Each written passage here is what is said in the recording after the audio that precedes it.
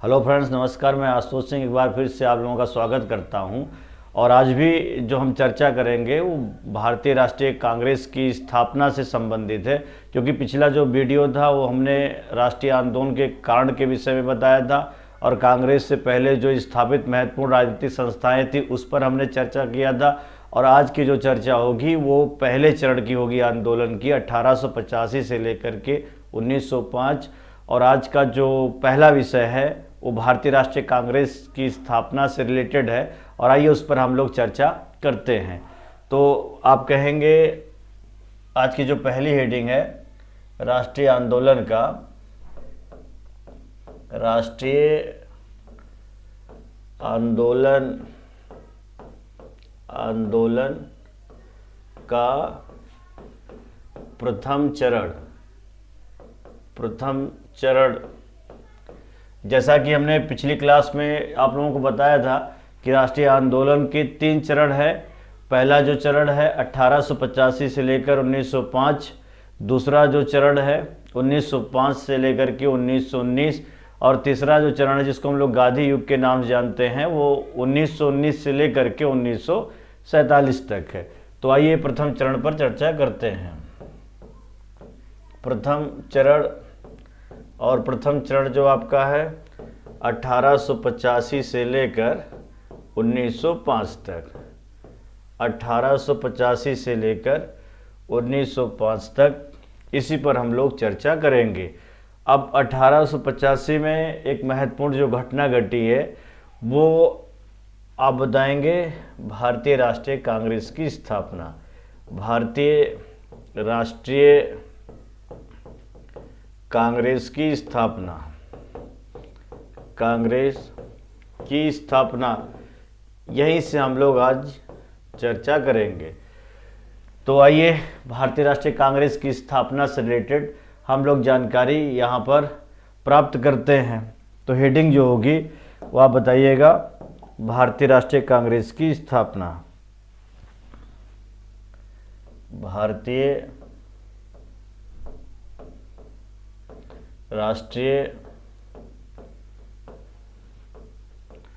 कांग्रेस की स्थापना।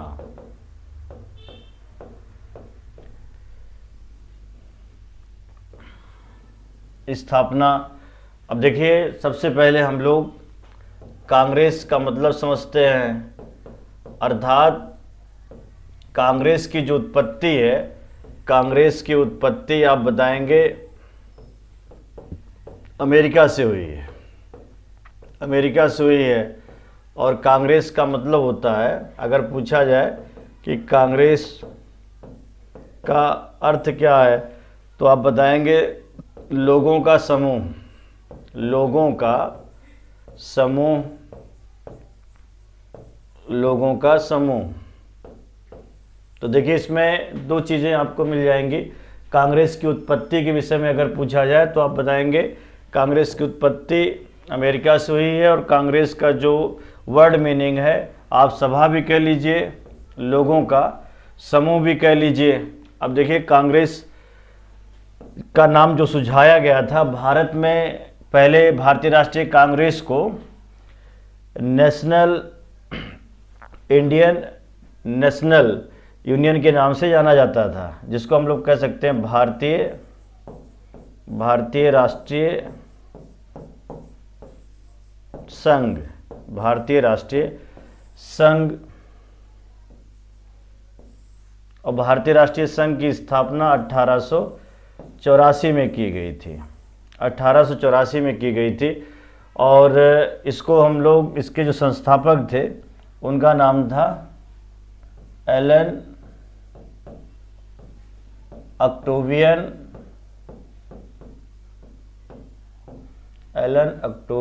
ह्यूम। तो इसमें आपको ये समझना है कि जब इसका नाम भारतीय राष्ट्रीय संघ था, कांग्रेस का पुराना नाम भारतीय राष्ट्रीय संघ था, तो किसके सुझाव पर ये कांग्रेस शब्द लाया गया है। तो आप बताइएगा कि कांग्रेस जो किया गया है वो दादा भाई नौरोजी के सुझाव पर, दादा भाई नौरोजी के सुझाव पर इसका नाम बदल करके और भारतीय राष्ट्रीय कांग्रेस किया गया था। तो देखिए, इसमें दो तीन बातें आपको जाननी जरूरी है कि कांग्रेस से पहले इसका क्या नाम था। तो आप बताएंगे भारतीय राष्ट्रीय संघ था, जिसकी स्थापना 1884 में एलन ऑक्टेवियन ह्यूम के द्वारा की गई थी और बाद में दादा भाई नौरोजी के सुझाव पर इसका नाम कर दिया गया था भारतीय राष्ट्रीय संघ। अब हम लोग इस पे आते हैं। एलन ऑक्टेवियन ह्यूम कौन था? Allan Octavian Hume. तो एलन ऑक्टेवियन ह्यूम को हम लोग शॉर्ट में ए.ओ. ह्यूम के नाम से जानते हैं, ह्यूम के नाम से जाना जाता है। ये स्कॉटलैंड का निवासी था, स्कॉटलैंड का रहने वाला था और भारत में अवकाश प्राप्त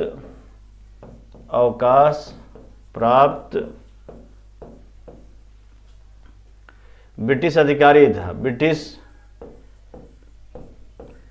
स्कॉटलैंड का रहने वाला था और अवकाश प्राप्त ब्रिटिश अधिकारी था। अधिकारी अर्थात इसके बारे में बताया गया कि ये इटावा का, जो कि उत्तर प्रदेश जिला में है, तो उत्तर प्रदेश डिस्ट्रिक्ट के इटावा का कलेक्टर था और इसे शिमला का सन्यासी भी कहा जाता है। हर्मिक आप शिमला का सन्यासी भी कहते हैं,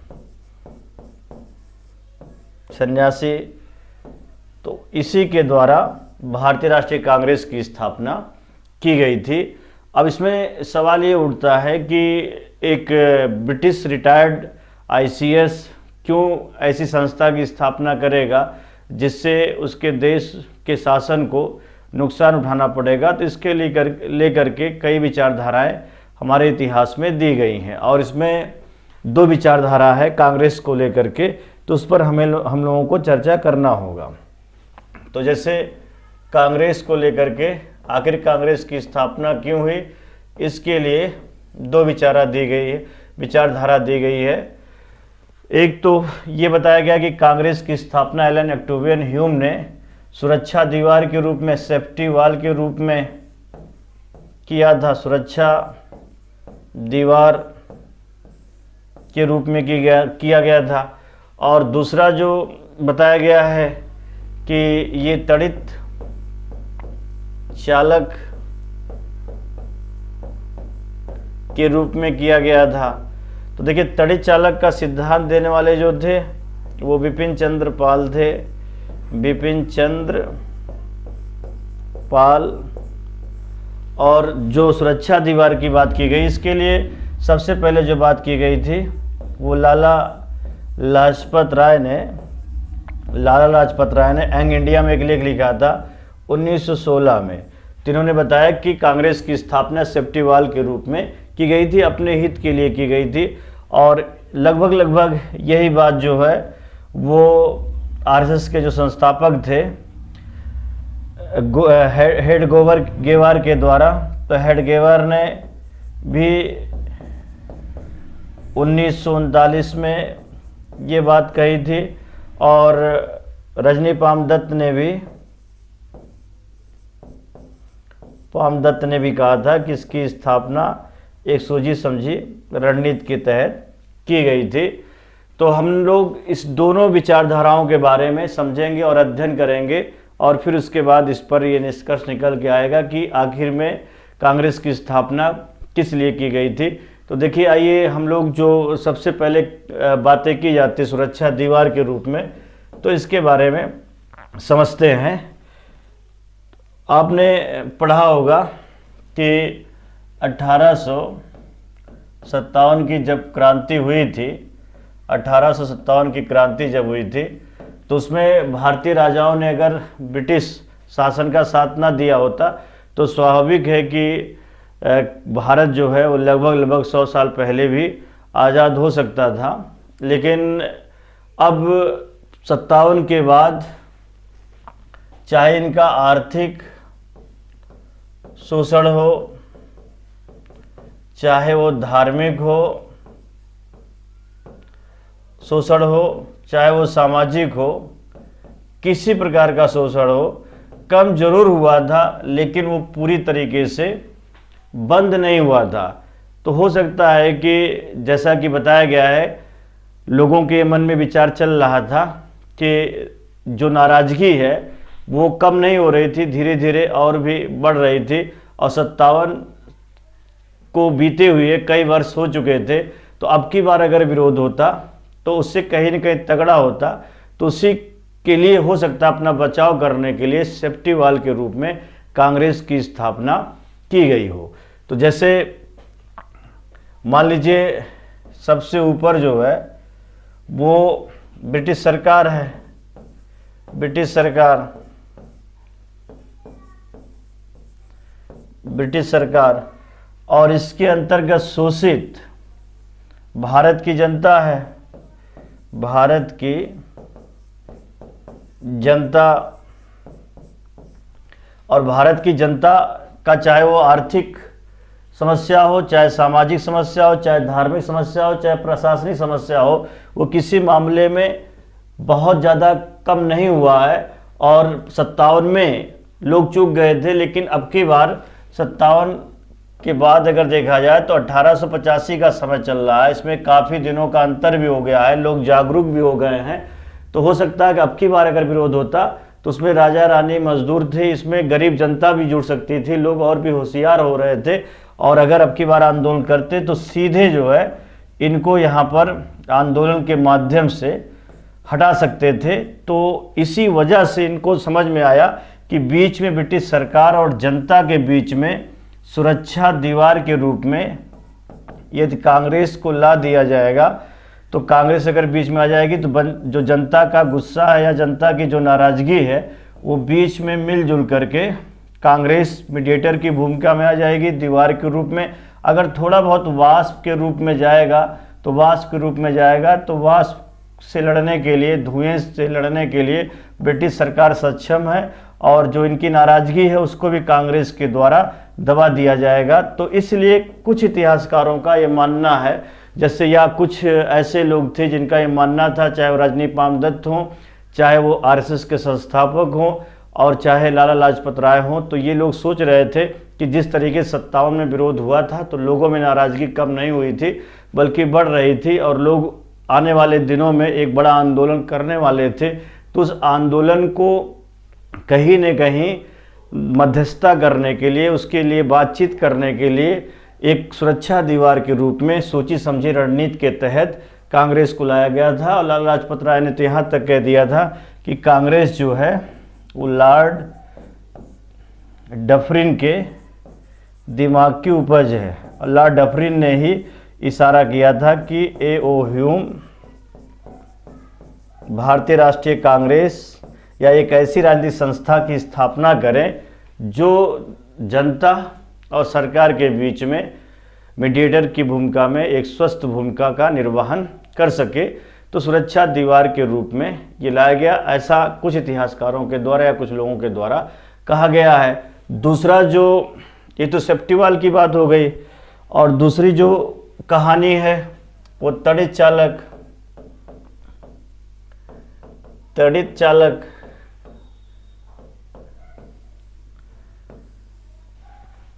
तो तड़ित चालक का मतलब होता है कि कोई भी समस्या अगर है तो वो अपने ऊपर व्यक्ति ले सकता है, वो संस्था अपने ऊपर ले सकती है, और इससे उसके अधीनस्थ जो लोग हैं उसका बचाव कर सकती है। तो तड़ित चालक की जो बात है, जैसे आपको बताया गया था पिछली क्लास में कि 1860 से लेकर के 1870 के समय बहुत सारी भारतीय राजनीतिक संस्थाएं कार्य करने लगी थीं, जैसे लैंड होल्डर्स सोसाइटी हो गई।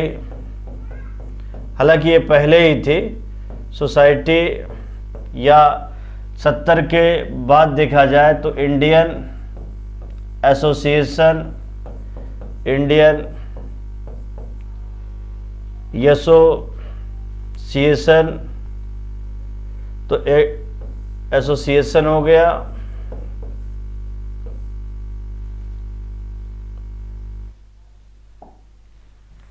तो इसमें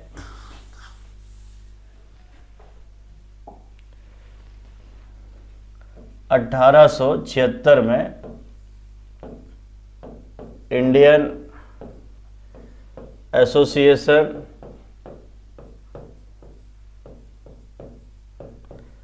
और 1884 में मद्रास महाजन सभा और 1885 में मुंबई प्रेसिडेंसी एसोसिएशन। तो इन संस्थाओं के माध्यम से भारत में लोग एक क्षेत्र से दूसरे क्षेत्र में यात्रा करते थे और राजनीतिक चेतना का विकास करते थे, और कहीं न कहीं अंग्रेज़ों पर दबाव डालते थे अपने एप्लीकेशन के माध्यम से, अपनी याचिकाओं के माध्यम से, अपनी सभाओं के माध्यम से। और इसमें चाहे वो सैनिकों के वेतन भत्ते की कटौती हो, सैनिकों के वेतन भत्ते की कटौती की बात हो, चाहे लगान की कमी की बात हो, और चाहे इनके आर्थिक शोषण की आलोचना हो, और चाहे इल्बर्ट बिल विवाद हो, तो इन सब को लेकर के हमारे तमाम संस्थाओं ने, खास करके इंडियन एसोसिएशन ने लोगों को जगाने के लिए, या सभी संस्थाओं ने लोगों को जोड़ने का एक प्रयास किया था। तो ये तय हो गया था कि भारत में एक बड़ी राजनीतिक संस्था स्थापित की जाएगी, जिसको पूर्व से पश्चिम, उत्तर से दक्षिण लोगों को प्रांतीय स्तर से राष्ट्रीय स्तर पर जगाने के लिए जोड़ा जाएगा। और चाहे वो सुरेंद्रनाथ बनर्जी हों, चाहे दादा भाई नौरोजी हों, चाहे वो पी आनंद चार्लो हों, चाहे दिनसा वाचा हों, तो सभी लोगों के मन में ये चल रहा था कि एक ऐसी संस्था बनाई जाए जिससे कहीं न कहीं उसका प्रभाव भारत में पड़े, और वो ऐसी संस्था हो जो ब्रिटिश सरकार और जनता के बीच में मध्यस्थ की भूमिका निभाए। और उसी समय ऐसा कहा गया है कि 1883 में ए.ओ. ह्यूम ने एक ऐसे राजनीतिक संस्था को स्थापित करने के लिए मन बनाया, और इसी सिलसिले में ये लंदन से मतलब वापस चले गए थे लंदन। फिर लंदन से आकर के लॉर्ड डफरिन से इनकी मुलाकात हुई। कोलकाता विश्वविद्यालय के स्टूडेंट के नाम इन्होंने एक लेटर भी लिखा था, और उसमें इन्होंने कहा था कि कुछ ही नौजवान मिल करके निस्वार्थ भाव से यदि भारत के लिए, भारत के स्वशासन को लेकर के यदि वो अपना आंदोलन चलाएं, तो उसके लिए एक ऐसी संस्था का निर्माण करें जिससे भारत की बातों को, भारत की समस्याओं को, ब्रिटिश शासन के सामाजिक समस्या हो चाहे राजनीतिक समस्या हो, ब्रिटिश शासन के अंतर्गत उसे रखा जाए। तो इन सब की वजह से लॉर्ड डफरिन से ए.ओ. ह्यूम की मुलाकात हुई, और ए.ओ. ह्यूम ने 1884 में भारतीय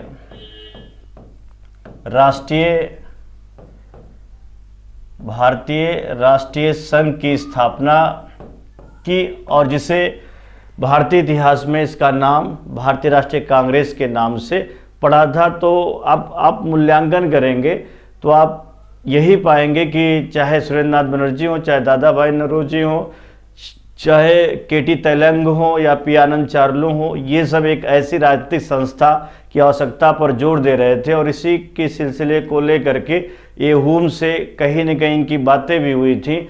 तो इन लोगों को ये लगा कि हम भारतीय हैं, अगर हम ऐसी संस्था का निर्माण करेंगे तो हो सकता है कि ब्रिटिश सरकार हमारी बात को ना सुने और हमारा विरोध कर जाए, और हम लोग एक ऐसे व्यक्ति को इसकी कमान दे देंगे या ऐसे व्यक्ति से इसकी स्थापना करा देंगे जो तड़ित चालक का काम करेगा। अर्थात ब्रिटिश सरकार अगर कुछ भी आलोचना करेगी या ब्रिटिश सरकार कुछ भी दबाव डालेगी तो वो व्यक्ति या वो संस्था अपने ऊपर ले लेगी ताकि हम लोग सेफ हो जाएंगे।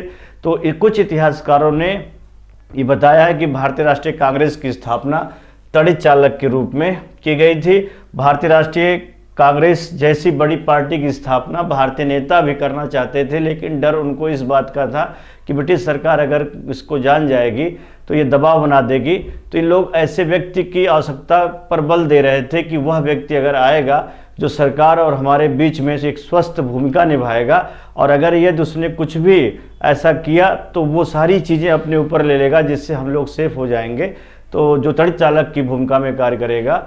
तो आधुनिक विचारधारा के जो भी इतिहासकार हैं उन्होंने सेफ्टी वॉल की बात को नकार करके तड़ित चालक के रूप में इस पर जोर दिया है। तो ज़्यादातर आज ये निर्धारित हो गया कि कांग्रेस की स्थापना सुरक्षा दीवार के रूप में नहीं बल्कि तड़ित चालक के रूप में की गई थी। अब देखिए इसमें प्रथम अधिवेशन की बात है। प्रथम अधिवेशन, तो प्रथम अधिवेशन जो इसका हुआ था वो 28 दिसंबर 1885 को मुंबई के गोकुल दास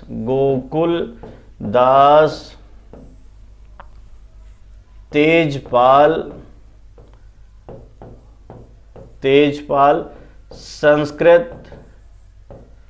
संस्कृत विद्यालय में आयोजित किया गया था। संस्कृत विद्यालय में आयोजित किया गया, गोकुलदास तेजपाल संस्कृत विद्यालय में आयोजित किया गया था। और पहले अधिवेशन में कुल सदस्यों की संख्या जो थी, कुल सदस्यों की जो संख्या थी, सदस्यों की संख्या 72 थी। और 72 में से जैसे शिक्षक, वकील, व्यापारी ये अधिक थे, अर्थात मध्यम वर्ग के लोगों की संख्या सबसे अधिक थी। और ये ज़्यादातर जो लोग थे वो ग्रामीण क्षेत्र से नहीं थे बल्कि शहरी क्षेत्र से थे। क्वेश्चन आता है कि ज़्यादातर लोग पहले अधिवेशन भाग लेने वाले शहरी क्षेत्र से थे या ग्रामीण क्षेत्र से थे, तो आप बताएंगे शहरी क्षेत्र से थे। इसमें शिक्षक थे, वकील थे, व्यापारी थे। और शिक्षक, वकील और व्यापारी ये किस क्लास में आता है तो आप बताएंगे मिडिल क्लास में आता है, मध्यम वर्ग में आता है। और उनकी संख्या कुल जो थी 72 थी। तो देखिए प्रथम अधिवेशन जो हुआ था 28 दिसंबर 1885 को मुंबई के गोकुलदास तेजपाल संस्कृत विद्यालय में हुआ था। और इसमें कुल सदस्यों की संख्या 72 थी। हालांकि अधिवेशन जो था पहले वो कहाँ पर होने वाला था, तो आप बताइएगा कि पहले ये पुणे में होने वाला था, पुणे में होने वाला था। लेकिन हैजा के आ जाने की वजह से इसको जो है पुणे से कहाँ पर स्थापित कर दिया गया था, तो आप बताएंगे मुंबई में स्थापित कर दिया गया था। तो हैजा आ गया था, हैजा जाने के कारण पुणे से पहला अधिवेशन मुंबई में स्थानांतरित कर दिया गया था। और प्रथम अधिवेशन की अध्यक्षता जो की गई थी, आप तुरंत बताइएगा, वो अध्यक्षता की गई थी गौरव बेमोस चंद्र बनर्जी के द्वारा की गई थी, जिसको आप लोग कह सकते हैं WC बनर्जी।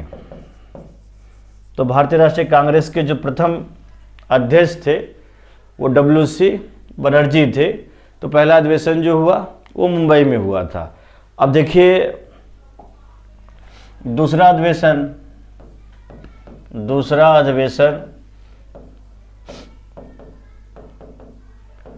तो दूसरा अधिवेशन जो हुआ था वो आप बताइएगा 1886 में हुआ था। 1886 में हुआ था, कोलकाता में हुआ था, कोलकाता। और 1886 में जो कोलकाता में हुआ था इसकी अध्यक्षता जो की गई थी दादा भाई नौरोजी के द्वारा, दादा भाई नौरोजी। और दादा भाई नौरोजी ये प्रथम गैर हिंदू हैं, प्रथम गैर हिंदू अध्यक्ष है। ये पर्शियन थे, पारसी थे। और भारतीय राष्ट्रीय कांग्रेस का जो प्रारंभिक चरण है उसमें धर्मनिरपेक्षता पर अधिक फोकस किया गया था, अर्थात आप ये कह सकते हैं कि इसके जो अध्यक्ष थे शुरुआत के 4 वो अलग अलग धर्म से बिलोंग करते थे। जैसे पहला हिंदू था, दूसरा पारसी था, तीसरा मुस्लिम था, चौथा यूरोपियन था। तो ये संदेश दे रहे थे कि भारतीय राष्ट्रीय कांग्रेस जो है वो धर्मनिरपेक्ष राजनीतिक संस्था है और इसमें राष्ट्रीय विचारधारा जो होगी वो किसी एक धर्म से निकल करके नहीं आएगी, बल्कि जो है इसमें सारे धर्म के लोग होंगे, सारे जाति के लोग होंगे। तो एक समग्र विचारधारा के साथ कांग्रेस ने अपने आप को आगे बढ़ाया था। इसीलिए आरएसएस के संस्थापक ने ये कहा था कि ब्रिटिश सरकार ने सोची समझी रणनीति के तहत मतलब यहाँ के जो धर्म के लोग हैं उनकी बात ना मान करके या यहाँ के आंदोलन से प्रभावित ना होकर के सारे धर्मों को इकट्ठा करके कांग्रेस के द्वारा आंदोलन चलाया जा रहा है। तो कुल मिलाकर के प्रारंभिक चरण में इन लोगों ने यही फोकस किया कि कांग्रेस की जो अध्यक्षता की जाएगी या कांग्रेस का जो पूरा स्वरूप होगा वो बिल्कुल धर्म निरपेक्ष होगा, सेकुलर होगा। इसी के को लेकर के लोग आगे बढ़े थे और ये स्वस्थ संदेश देना चाह रहे थे लोगों को।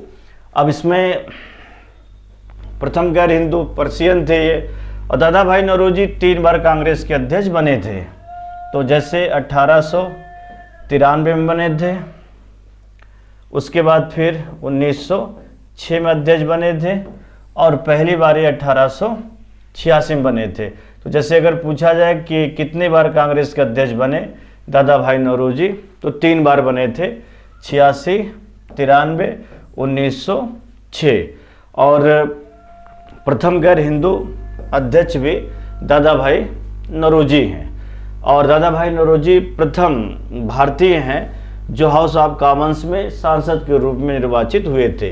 तो दूसरा जो अधिवेशन बुलाया गया था 1886 में बुलाया गया था, कोलकाता में बुलाया गया था और इसकी अध्यक्षता दादा भाई नौरोजी के द्वारा की गई थी। अब देखिए तीसरा अधिवेशन 1887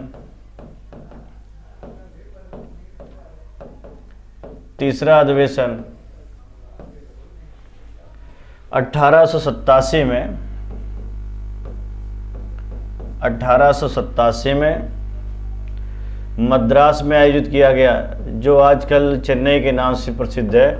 और मद्रास में जब ये अधिवेशन हुआ था 1887 में, तो इसकी अध्यक्षता जो की गई थी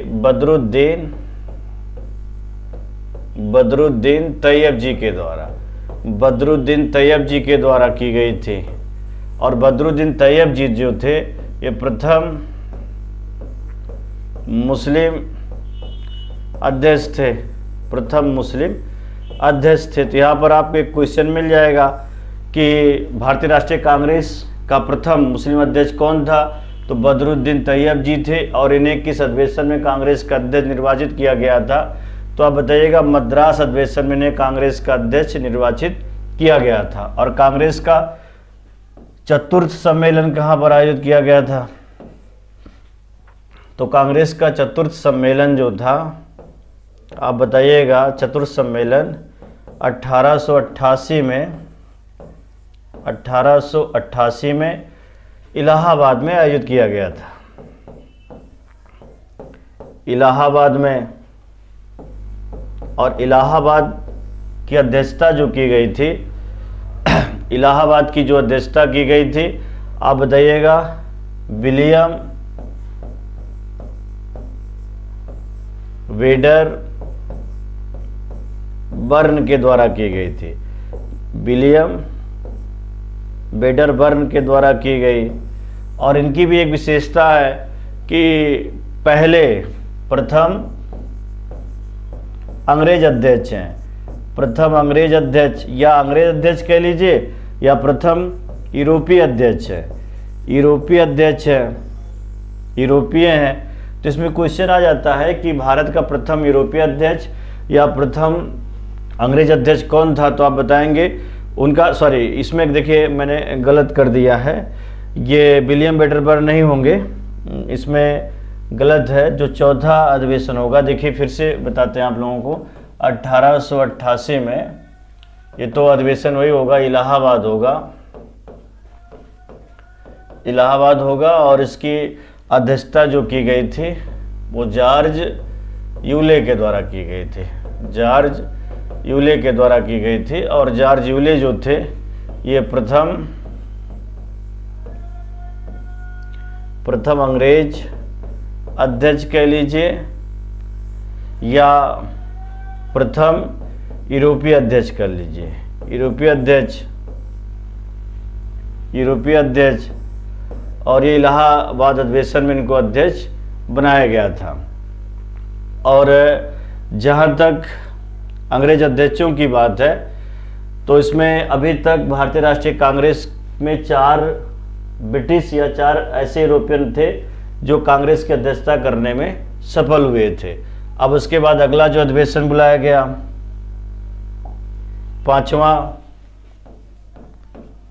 पांचवा अधिवेशन, तो 5वां जो अधिवेशन था बम्बई में, जो कि मुंबई के नाम से प्रसिद्ध है, मुंबई में। और कब की बात है? 1889 की बात है। और ये 5वां जो अधिवेशन मुंबई में बुलाया गया था, इसकी जो अध्यक्षता की गई थी, ये आप बताइएगा वेटरबर्न के द्वारा की गई थी, वेटरबर्न के द्वारा की गई। ये दूसरे अंग्रेज अध्यक्ष थे, दूसरे अंग्रेज अध्यक्ष या दूसरे यूरोपीय अध्यक्ष भी कह सकते हैं, दूसरे यूरोपीय अध्यक्ष थे। और कांग्रेस में जो 5वां सम्मेलन आयोजित किया गया था, कांग्रेस का छठा सम्मेलन आप बताइएगा, कोलकाता में आयोजित हुआ था, कोलकाता में। और ये जो बात है 1890 की, कोलकाता में आयोजित हुआ, कोलकाता में आयोजित हुआ था। और इस सम्मेलन की अध्यक्षता जो की गई थी फिरोज शाह मेहता के द्वारा की गई, फिरोज शाह मेहता के द्वारा,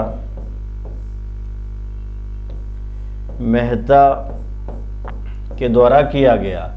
और 7वां सम्मेलन जो किया गया था 1891 में नागपुर में किया गया था, नागपुर। और इस अधिवेशन की अध्यक्षता जो की गई थी पी आनंद चार्लू के द्वारा किया गया था, पी आनंद चार्लू के द्वारा किया गया था। तो ये 7वां सम्मेलन था, 7वां सम्मेलन। और देखिए बराबर ये कांग्रेस के अधिवेशन होते ही रहे हैं और अपने अपने अधिवेशन की अपनी अपनी विशेषता थी। तो सारे अधिवेशन को, जो 55 अधिवेशन हुए हैं, उनको लगातार यहाँ पर बताने की ज़रूरत नहीं है। जो शुरुआत के मैंने उस पर चर्चा कर दिया। लेकिन जो कांग्रेस की बड़ी बातें हैं उसको यहाँ पर हम लोग चर्चा करेंगे। तो जैसे अगर पूछा जाए कि कांग्रेस में आज़ादी से पहले कितने अंग्रेज अध्यक्ष या कितने यूरोपियन अध्यक्ष हुए थे, तो 4 यूरोपियन या अंग्रेज अध्यक्ष हुए थे।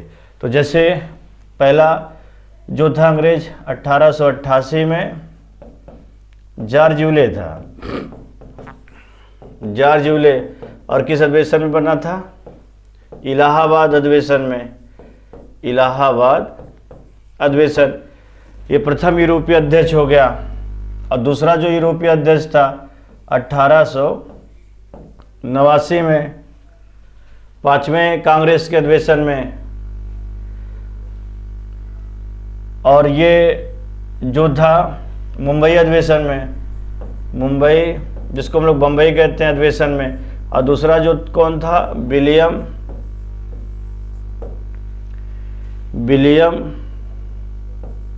वेडरबर्न था, विलियम वेडरबर्न था। और तीसरा जो अंग्रेज अध्यक्ष, पार्टिकुलर अंग्रेज अध्यक्ष की बात हो रही है 1894 में, उसका नाम था अल्फ्रेड वेब और अल्फ्रेड ब्रेव जो था वो मद्रास अधिवेशन में कांग्रेस का अध्यक्ष निर्वाचित हुआ था। उसके बाद चौथा और अंतिम जो यूरोपियन अध्यक्ष था 1904 में बम्बई या मुंबई कह लीजिए अधिवेशन में, उसका नाम था sir Henry cotton. Sir Henry cotton वो अध्यक्ष था। तो ध्यान देने वाली बात है, कभी पूछा जाए कि भारतीय राष्ट्रीय कांग्रेस के कितने यूरोपियन या कितने अंग्रेज अध्यक्ष हुए थे, तो आप बताइएगा 4 अंग्रेज अध्यक्ष हुए थे। प्रथम अंग्रेज अध्यक्ष जो था वो आप बताइएगा, प्रथम अंग्रेज अध्यक्ष जॉर्ज यूले था। दूसरा अंग्रेज अध्यक्ष विलियम वेडरबर्न था। और तीसरा अंग्रेज अध्यक्ष जो था अल्फ्रेड वेब था मद्रास अधिवेशन में। चौथा जो था वो बम्बई अधिवेशन में सर हेनरी कॉटन था। तो ये तो अधिवेशन के बात हो गई, और ये ऐसे अधिवेशन के बारे में हमने चर्चा किया कि जो अंग्रेज थे, यूरोपियन थे। अब इन कांग्रेस के अधिवेशन की कुछ अपनी विशेषता थी, तो उस पर भी हम लोग चर्चा कर लेते हैं। तो जैसे एक सबसे इम्पॉर्टेंट क्वेश्चन जो पूछा जाता है कि भारतीय राष्ट्रीय कांग्रेस के किस अधिवेशन में राष्ट्रीय गीत अर्थात वंदे मातरम को गाया गया था, तो उस पर भी हम लोग चर्चा करते हैं। तो राष्ट्रीय गीत जो गाया गया था पहली बार वो 1896 में गाया गया था कांग्रेस के कोलकाता अधिवेशन में। तो देखिए क्वेश्चन इस तरीके से पूछा जाता है कि पहली बार राष्ट्रीय गीत वंदे मातरम कब और किस अधिवेशन में गाया गया, तो 1896 में कांग्रेस के कोलकाता अधिवेशन में गाया गया था। और इसकी अध्यक्षता किसने की थी, तो अध्यक्षता आप बता देंगे कि इसकी अध्यक्षता रहीमतुल्ला सयानी के द्वारा की गई थी। रहीमतुल्ला सयानी के द्वारा की गई। ये तो राष्ट्रीय गीत की बात हो गई। अब अगर पूछा जाए कि राष्ट्रगान को, जनगणमन अधिनायक को भारतीय राष्ट्रीय कांग्रेस के किस अधिवेशन में गाया गया था, तो राष्ट्रगान की जो बात हो रही है, राष्ट्रगान वो आप बताएंगे। राष्ट्रगान पहली बार 1911 में कांग्रेस के कोलकाता अधिवेशन में गाया गया था। कोलकाता अधिवेशन में गाया गया, और जिसकी अध्यक्षता की गई थी वो आप बताएंगे बिशन नारायण दत्त के द्वारा की गई थी। बिशन नारायण दत्त के द्वारा इसकी अध्यक्षता की गई थी। तो राष्ट्रीय गान हो गया, राष्ट्रीय गीत हो गया, कांग्रेस के किस अधिवेशन में गाया गया, तो आपको पता चल चुका है। अब जैसे ये भी पूछा जाता है कि भारतीय राष्ट्रीय कांग्रेस की प्रथम महिला अध्यक्ष कौन थी, तो भारतीय राष्ट्रीय कांग्रेस की जो प्रथम महिला अध्यक्ष थी उनका नाम था एनी बेसेंट। तो भारतीय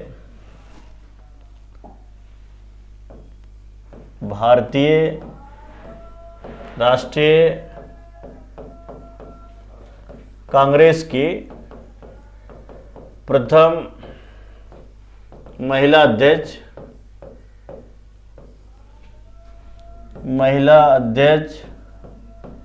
तो बताइएगा एनी बेसेंट है। एनी बेसेंट,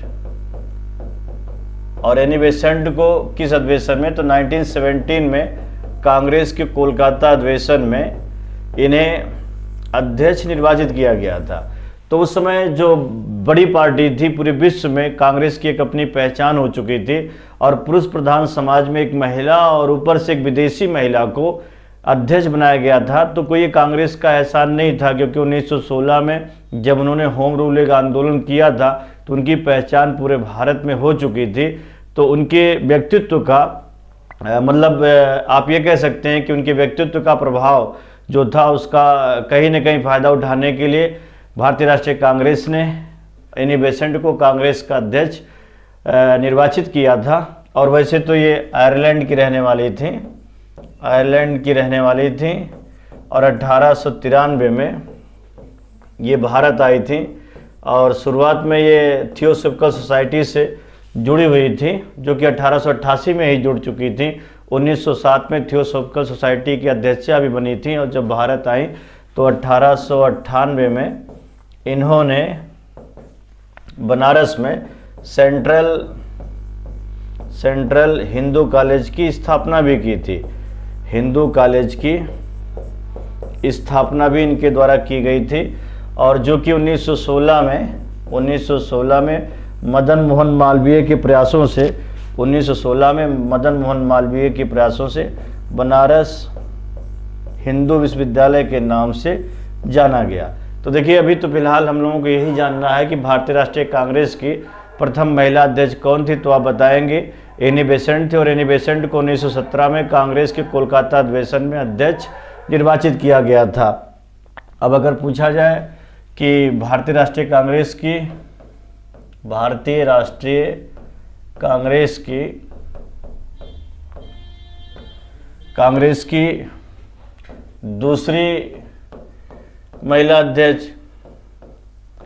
दूसरी महिला अध्यक्ष, या आप ये कह सकते हैं प्रथम भारतीय महिला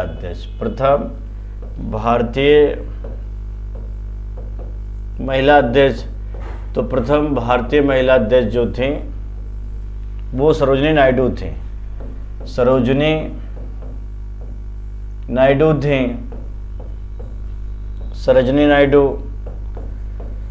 नायडू को 1925 में भारतीय राष्ट्रीय कांग्रेस के कानपुर अधिवेशन में अध्यक्ष निर्वाचित किया गया। तो देखिए, ये दूसरी महिला अध्यक्ष है और ये प्रथम भारतीय महिला अध्यक्ष है, अर्थात ये इंडियन है, फॉरेनर नहीं थी। तो प्रथम भारतीय महिला अध्यक्ष या दूसरी महिला अध्यक्ष अगर पूछा जाए तो सरोजिनी नायडू हैं। इन्हें 1925 में कानपुर अधिवेशन में कांग्रेस का अध्यक्ष निर्वाचित किया गया था। और आप ये भी कह सकते हैं कि कांग्रेस इसी समय कानपुर अधिवेशन में ही इसी समय पहली बार झंडा गीत गाया गया था। झंडा गीत पहली बार सरोजिनी नायडू के द्वारा गाया गया। झंडा गीत पहली बार जो गाया गया था कानपुर अधिवेशन में ही गाया गया था, सरोजिनी नायडू ने गाया था। हालांकि लिखने वाले जो थे वो श्यामलाल गुप्त पार्षद हैं। तो श्यामलाल गुप्त पार्षद जो हैं ये लिखने वाले हैं, और गाने वाले जो हैं वो आप बताएंगे सरोजिनी नायडू हैं। अब कांग्रेस की तीसरी महिला अध्यक्ष,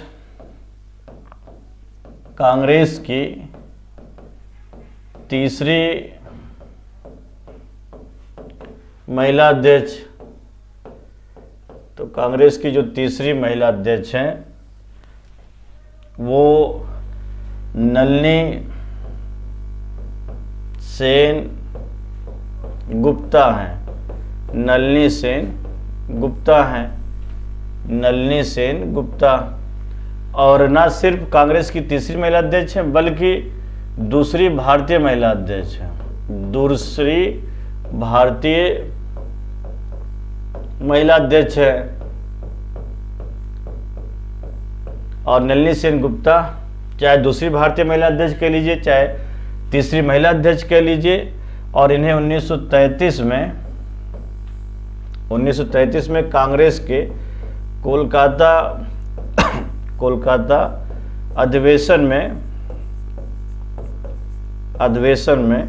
अध्यक्ष निर्वाचित किया गया था। तो पहली हो गई महिला में एनी बेसेंट, पहली भारतीय महिला अध्यक्ष या दूसरी महिला अध्यक्ष सरोजिनी नायडू, और तीसरी महिला अध्यक्ष या दूसरी भारतीय महिला अध्यक्ष नलिनी सेन गुप्ता थी। अब इसी में ये भी सवाल उठता है कि कौन सा ऐसा कांग्रेस का बड़ा लीडर था जो कभी भी कांग्रेस का अध्यक्ष निर्वाचित होने में सफल नहीं रहा। तो आप बताएंगे कि बाल गंगाधर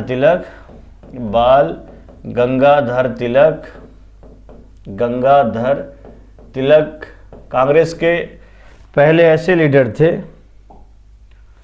तिलक की बात हो रही है। बाल गंगाधर तिलक पहले ऐसे बड़े नेता थे जो कभी भी कांग्रेस के अध्यक्ष निर्वाचित नहीं हो सके। और एक बार 1906 में कोलकाता अधिवेशन में इन्हें अध्यक्ष निर्वाचित करने की बात या मांग गरम दल के लोगों के द्वारा उठाई गई थी, लेकिन दादा भाई नौरोजी के आ जाने की वजह से ये निर्वाचित होने में सफल नहीं रहे और इनका अधिकतर जीवन जेल में ही बीता था, तो कभी भी ये कांग्रेस के अध्यक्ष निर्वाचित नहीं हो सके थे।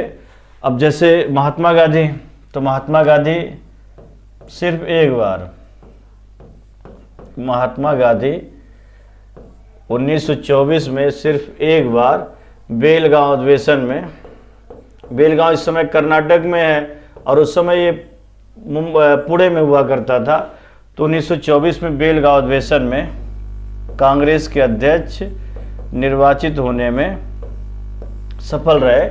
तो गांधी एक बार 1924 में बेलगांव अधिवेशन में कांग्रेस के अध्यक्ष निर्वाचित हुए थे। अब इसमें ये भी क्वेश्चन पूछा जाता है कि सबसे कम आयु का कांग्रेस का अध्यक्ष कौन निर्वाचित किया गया था, तो सबसे कम आयु में, सबसे कम आयु में कांग्रेस का अध्यक्ष निर्वाचित होने वाले मौलाना अबुल कलाम आज़ाद थे। और मौलाना अबुल कलाम आज़ाद को 35 वर्ष की अवस्था में पहली बार 1923 में दिल्ली अधिवेशन में कांग्रेस का अध्यक्ष निर्वाचित किया गया था। तो सबसे कम उम्र में 35 वर्ष की आयु में निर्वाचित होने वाले मौलाना अबुल कलाम आज़ाद थे। और फिर उसके बाद ये 1940 में कांग्रेस के अध्यक्ष निर्वाचित हुए, फिर 41 से लेकर के 46 तक लगातार ये 6 बार जो है कांग्रेस के अध्यक्ष निर्वाचित होने में सफल रहे थे। भारत के पहले शिक्षा मंत्री भी थे और इनके जन्म दिवस को भारतीय राष्ट्रीय शिक्षा दिवस के रूप में मनाया जाता है। अब जब देश आपका आज़ाद हुआ तो आज़ादी के बाद कांग्रेस के सबसे कम आयु में निर्वाचित होने वाले जो थे, आज़ादी के बाद 1985 में 41 वर्ष की अवस्था में राजीव गांधी 41 वर्ष की अवस्था में, और 47 वर्ष की अवस्था में आज़ादी के बाद कांग्रेस का अध्यक्ष निर्वाचित होने वाले राहुल गांधी हैं। लेकिन पूरा जब आप मूल्यांकन करेंगे आज़ादी के पहले और आज़ादी के बाद सब लेकर के, तो सबसे कम आयु के जो अध्यक्ष है वो आप बताएंगे मौलाना अबुल कलाम आज़ाद हैं।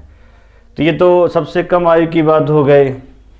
अब देखिए कांग्रेस के कुछ अपने और भी विशेष अधिवेशन रहे हैं। जैसे कभी कभी पूछा जाता है कि जब स्वदेशी आंदोलन चल रहा था तो स्वदेशी आंदोलन के समय कांग्रेस का अध्यक्ष कौन था, तो स्वदेशी आंदोलन 1905 की बात हो रही है। तो स्वदेशी आंदोलन के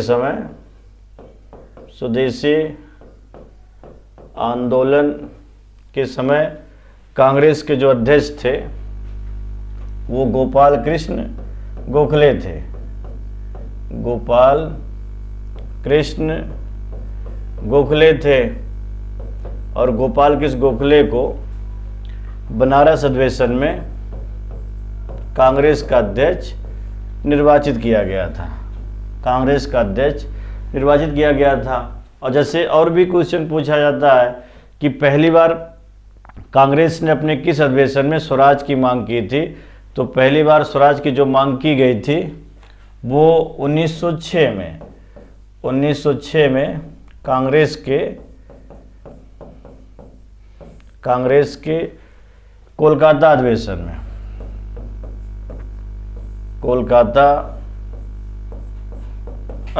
में और कोलकाता अधिवेशन की जो अध्यक्षता की गई थी वो आप बताएंगे दादा भाई नौरोजी के द्वारा की गई थी। तो दादा भाई नौरोजी इसके अध्यक्ष थे। तो क्वेश्चन आता है कि स्वराज की मांग सबसे पहले कांग्रेस के किस अधिवेशन में की गई थी, तो आप बताइएगा कोलकाता अधिवेशन में की गई थी। अब जैसे सूरत विभाजन के समय जब कांग्रेस का प्रथम विभाजन हुआ था 1907 में सूरत अधिवेशन में, तो उस अधिवेशन की अध्यक्षता किसने की थी? तो सूरत विभाजन के समय, सूरत विभाजन के समय कांग्रेस का अध्यक्ष कौन था?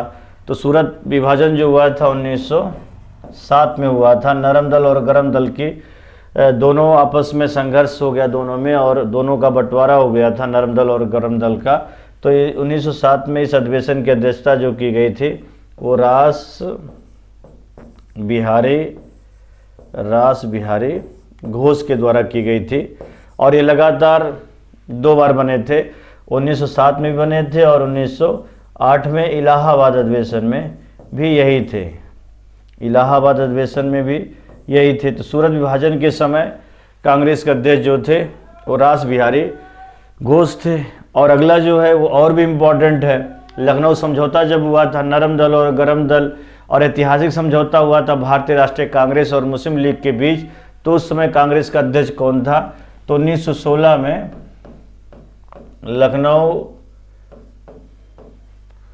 लखनऊ समझौता की अध्यक्षता जो की गई थी, लखनऊ समझौता की अध्यक्षता जो की गई थी वो अंबिका चरण मजूमदार के द्वारा की गई थी। अंबिका चरण मजूमदार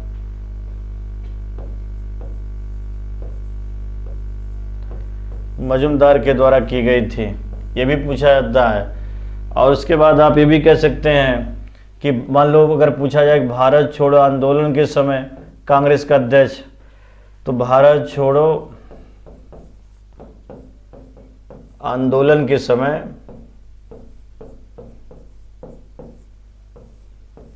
कांग्रेस का अध्यक्ष, भारत छोड़ो आंदोलन जो हुआ था 8 अगस्त 1942 को प्रस्तावित किया गया था। 9 अगस्त 1942 को इसकी शुरुआत हुई थी। और भारत छोड़ो आंदोलन के समय कांग्रेस के अध्यक्ष जो थे मौलाना अबुल कलाम आज़ाद थे। मौलाना अबुल कलाम आज़ाद थे। और स्वतंत्रता प्राप्ति के समय पूछा जाता है, जैसे 15 अगस्त 1947, हालांकि 47 में ही डॉक्टर राजेंद्र प्रसाद भी आ गए थे, लेकिन वो दिसंबर की बात है। तो 15 अगस्त 1947 अर्थात स्वतंत्रता प्राप्ति के समय कांग्रेस का अध्यक्ष कौन था? स्वतंत्रता प्राप्ति के समय आप बताइएगा। JB कृपलानी थे। JB कृपलानी थे। तो इस तरीके से महत्वपूर्ण अधिवेशन लगातार होते ही रहे हैं।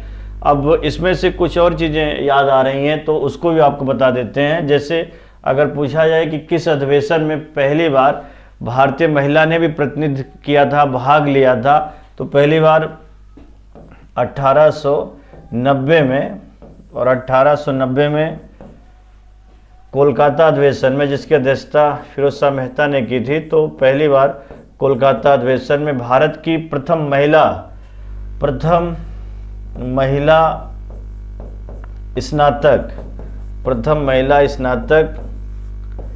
स्नातक कोलकाता विश्वविद्यालय से इन्होंने स्नातक किया था। तो कोलकाता विश्वविद्यालय की यह प्रथम महिला स्नातक कादम्बनी गांगुली ने भी भाग लिया था। 1890 के कोलकाता अधिवेशन में। तो क्वेश्चन पूछा जाता है कि कांग्रेस के किस अधिवेशन में पहली बार भारतीय महिला ने भाग लिया था? तो कादम्बनी गांगुली जो थी पहली स्नातक थी और इन्होंने इसमें पार्टिसिपेट किया था। और जैसे अगर पूछा जाए कि कांग्रेस के किस अधिवेशन में हाउस ऑफ कॉमन्स के सदस्य चार्ल्स ब्रेडला ने भी पार्टिसिपेट किया था। तो 1889 में जब में कांग्रेस का आयोजन किया गया था। वेडरबर्न ने इसकी अध्यक्षता की थी। तो उस समय हाउस ऑफ कॉमन्स के एक सदस्य थे, ब्रिटिश सांसद थे जो भारतीय मामले के एक तरीके से समर्थक थे। उनका नाम था चार्ल्स ब्रैडला। तो चार्ल्स ब्रैडला ने भी इसमें पार्टिसिपेट किया था, ब्रैडला के द्वारा इसमें पार्टिसिपेट किया गया था। तो ये इनके महत्वपूर्ण अधिवेशन की एक बड़ी विशेषता हमने आपको बता दी। अब उसके बाद हमें ये भी जानना जरूरी है कि जब कांग्रेस की स्थापना हुई थी तो कांग्रेस के लिए किसने क्या क्या कहा था, जो विशेष टिप्पणी की गई थी, आइए उस पर भी हम लोग चर्चा करते हैं। और सबसे बड़ी बात है कि जब कांग्रेस की स्थापना हुई थी तो उस समय कांग्रेस का जो अध्यक्ष था उसका नाम था लॉर्ड डफरिन।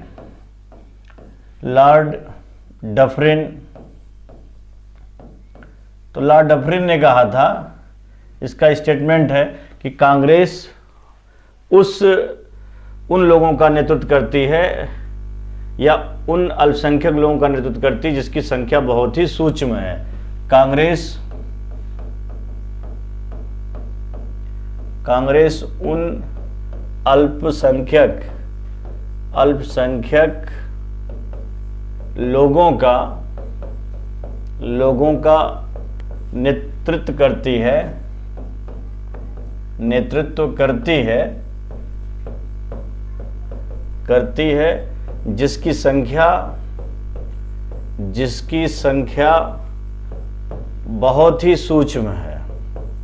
बहुत ही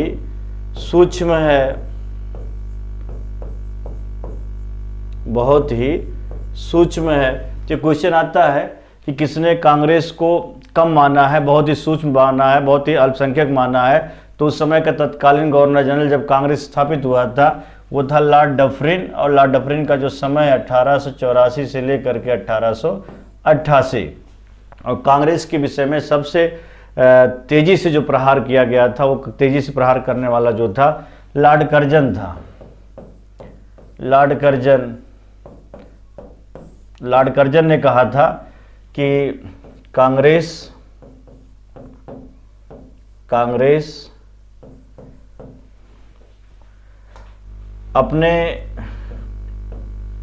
अपने मौत की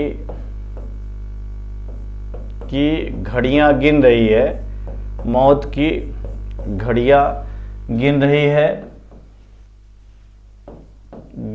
है,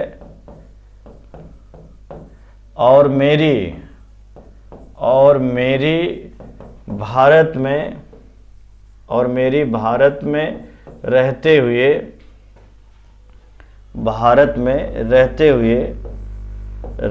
हुए सबसे बड़ी इच्छा है कि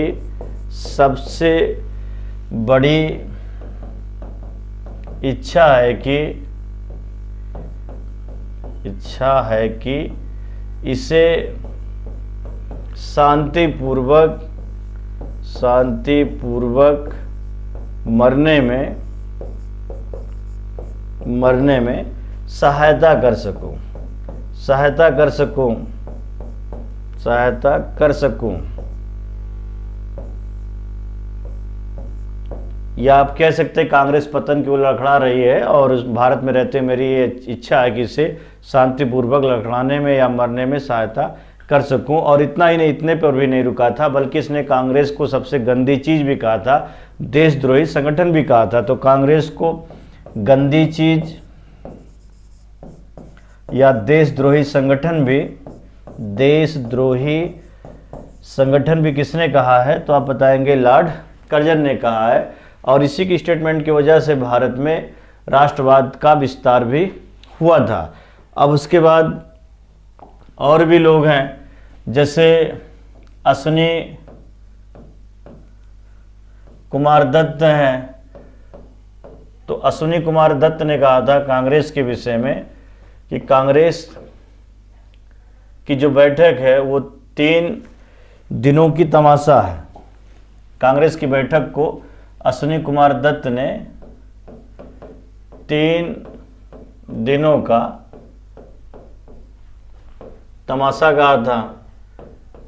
3 दिनों का तमाशा, ये अश्विनी कुमार दत्त ने कहा था। 3 दिनों का तमाशा।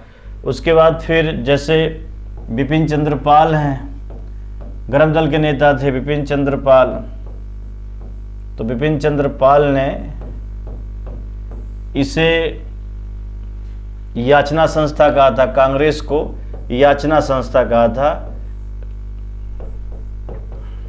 संस्था का कि मतलब अनुनय विनय करने वाली संस्था है, संवेदना प्रकट करने वाली संस्था है, याचना संस्था कहा था। और इसके अलावा लाला लाजपत राय ने, लाला लाजपत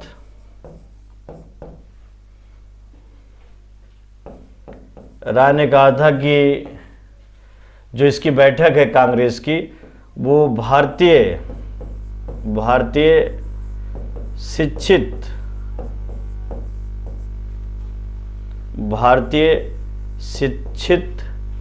वर्गों का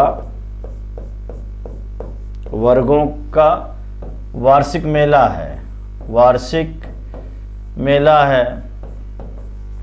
तो इन्होंने कहा कि कांग्रेस वो पढ़े लिखे शिक्षित वर्गों का एक वार्षिक मेला, जो हर वर्ष इसकी बैठक होती है। और उसके बाद बाल गंगाधर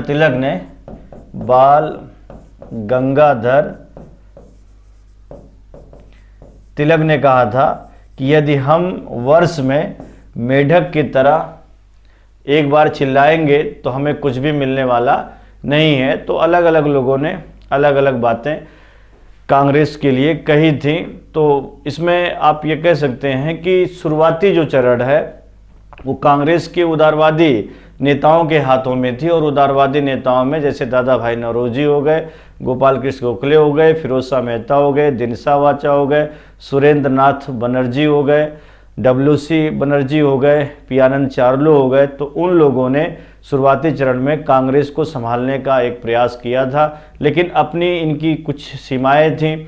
ये शिकायत पत्र देते थे, याचिकाएं देते थे, संवेदना प्रकट करते थे, अनुनय विनय की नीति करते थे। तो जो कि उस समय शुरुआत इन्होंने कर दी थी, लेकिन ये पर्याप्त नहीं माना जा सकता है। फिर भी आप कह सकते हैं कि अपने सभाओं के द्वारा, अपने भाषणों के द्वारा, या अपने संवेदनाओं के द्वारा, याचिकाओं के द्वारा, प्रार्थना पत्रों के द्वारा तमाम ऐसे बिल थे तमाम ऐसे बिल को उन्होंने रोकने का प्रयास किया था। तो कहीं न कहीं भारत में जो राजनीतिक चेतना आई है, लोग शिकायत पत्र लेकर के ब्रिटिश सरकार के पास पहुंचे हैं, उसके लिए उदारवादी नेता ही जिम्मेदार माने जाते हैं। जय हिंद।